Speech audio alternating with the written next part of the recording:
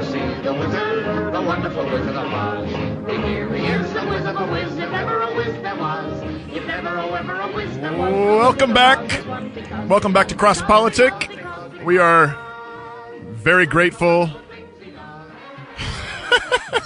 Got you guys on that. We did it. Very, very grateful to have with us today Oz Guinness, the author of Fool's Talk.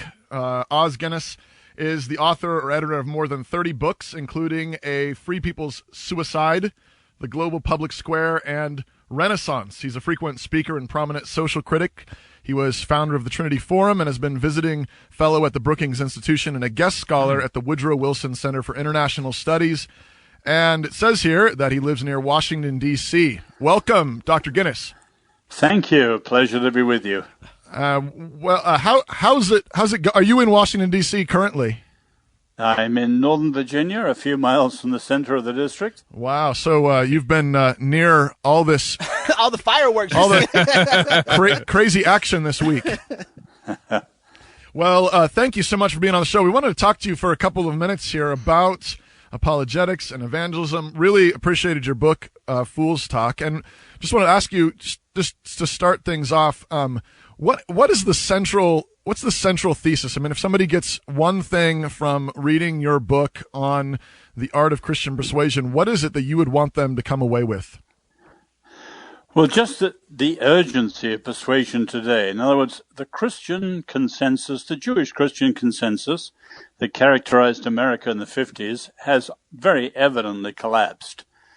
And in our modern world, incredible pluralism, as it said, everyone is now everywhere. So we've got to be able to make a case for the faith in a way that we haven't had to for the last 50 years. And you can see that apologetics is in bad shape in the church. It's become something for eggheads. It's been seriously divorced from evangelism. And we need to recover the art of persuasion. Yeah. Now, when you say that we've lost the art of Christian persuasion, what is this Christian persuasion that you're speaking of? Well, put it like this. Evangelism, sharing the good news of the gospel, is thoroughly appropriate when someone is open and interested and needy spiritually. Mm-hmm. But when they're not open, not interested, not needy, that's when you need apologetics, a skillful advocacy and an ability to persuade people to open them up so they can see the relevance of the gospel. You talk a lot about in your book about unbelief, the unbelieving world, and so forth. And I feel like there's one of the problems that we're experiencing in evangelism is unbelief in the church. What are your thoughts on that? Well, you're exactly right. There's a softness in evangelicalism. There's a syncretism, the idea that the gospel isn't relevant unless we reached out to all sorts of modern ideas. In other words, there's a crisis of confidence in the church itself, and this is part of our problem. Now, look at it in a bigger way. The church is exploding around the world, but not in the West. Yeah. And if you look at the West itself, in, say, Europe or Canada, Australia, New Zealand, the church is mostly a minority in various countries. But in this country, the scandal is the church is a huge majority, but culturally not influential. Man. And what you're saying is a key part of that. Christians, there's a crisis of authority and a loss of confidence within the church itself about the security and the integrity of the gospel. On page 74 in your book, you quote Niebuhr, who said, "Humor is in fact a prelude to faith, and laughter is the beginning of prayer." What does that mean, and what do you mean by that? Well, if you look at the dynamics of the cross and the incarnation and the resurrection, it's actually incredibly close to the dynamics of comedy. In other words, people think the cross is a tragedy. No, it isn't. A Shakespearean tragedy or a Greek tragedy ends with bodies all over the stage. In other words, death and mayhem. Yeah. And the only positive thing you're left with is a sense of pity and the hope you don't have the same fate that these people did.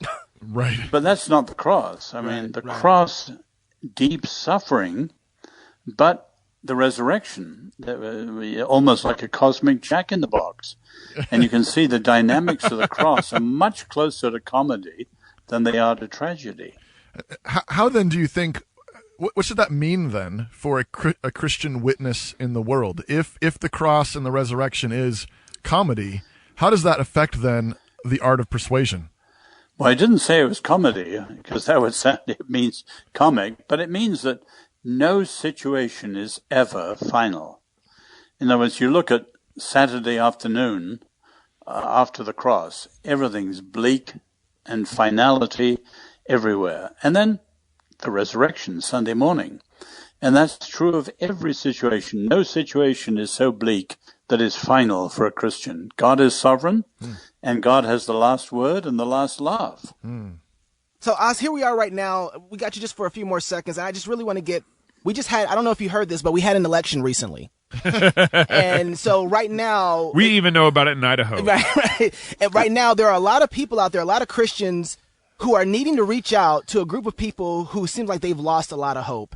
And one of the things they need is some good rhetoric or some good marching orders. What is a good place for us to have good Christian persuasion with these people who feel like they've lost all hope? Well, it depends exactly who you mean in that. I'm not quite sure who you mean, but as I see it, the Trump insurgency is God's wrecking ball, stopping America in its tracks and challenging the nation to rethink. America was in danger of going badly off course. There are styles of freedom that would have actually undermined freedom altogether. Now, we've got to have such a strong sense of the gospel and all that Jesus gives us that we can really be seen as champions of human dignity, of compassion, of justice, of freedom, of equality and things like this, and to move out with confidence again. It's a wonderful time if we seize it and understand it. For people who see Trump, though, as the symbol of racism or hatred or inequality or tyranny or these kind of things, how might you suggest Christians reach out to those kinds of people who feel like America has gone, everything's gone dark because Trump has been elected? Well, his rhetoric and his temperament and his character have often been appalling. The few people I know who know him well say that's not actually him. That was part of his rhetoric in the campaign. Now, the test will be, will he keep many of his better promises? Will people like Mike Pence, Paul Ryan, and people who are real people of faith, will they now come through restraining him and keeping him on track? It's not impossible. Now, you've got to say some of the alternatives were equally dark for America. And that's why I think it's a massive time to rethink. Hey, thanks so much for your time. We really appreciate it. Thank you, Oz. You're most welcome. The wonderful Wizard of Oz. Here's the Wizard of Wiz, if ever a Wiz there was. If ever a Wiz there was, the Wizard of Oz was one because of the wonderful things he does. We're off to see the Wizard